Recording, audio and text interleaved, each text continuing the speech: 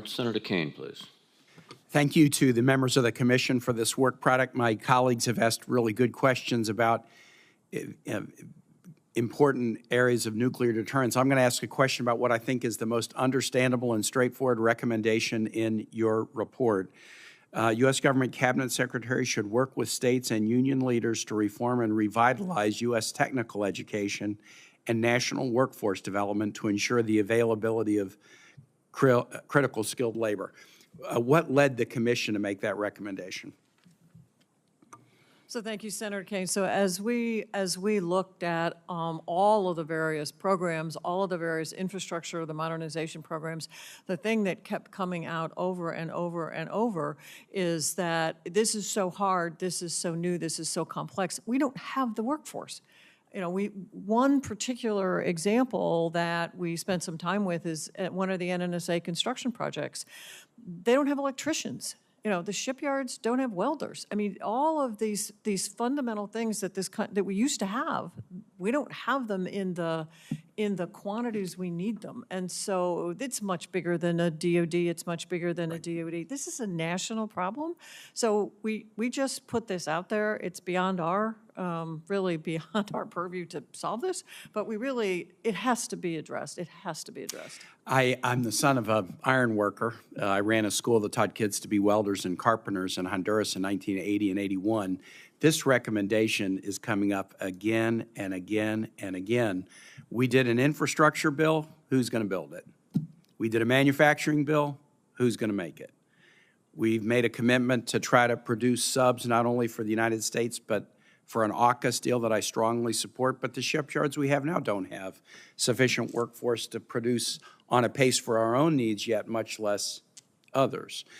My colleagues, I imagine many of my colleagues know, but maybe the public doesn't, the primary financial aid program that the federal government authorizes, the Pell Grant program. Pell Grants can be used for college, but not for career and technical education. To get a Pell Grant, if you income qualify, the course has to be the length of a college semester, 15 weeks long. A lot of college courses are 15 weeks, 3 days a week for an hour and a half, so 4.5 hours a week times 15, maybe 75 hours. A lot of high-quality career and technical education, it's an 8-week course, but it's 8 hours a day, 5 days a week, 300-plus hours, but you can't get a Pell Grant for it.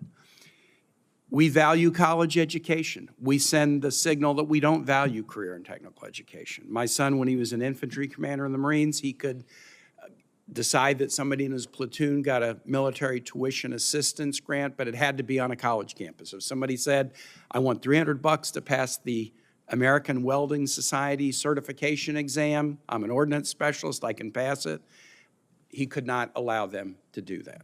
We consider career and technical education second class in this country, and it's not. It's what's needed.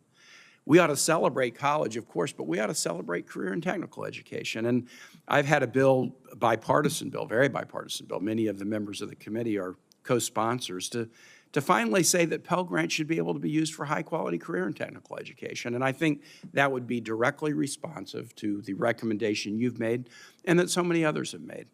But as long as we devalue career and technical education in the country, then we're going to have problems here and everywhere else. Now, I'm going to switch over and ask a question about AUKUS. One of the proposals in AUKUS that excites me is the Australian government's willing to invest in the U.S. submarine industrial base. That's pretty unusual for another nation to say we'll invest billions of dollars in the U.S. submarine industrial base because it will help us with integrated defense in the Indo-PACOM.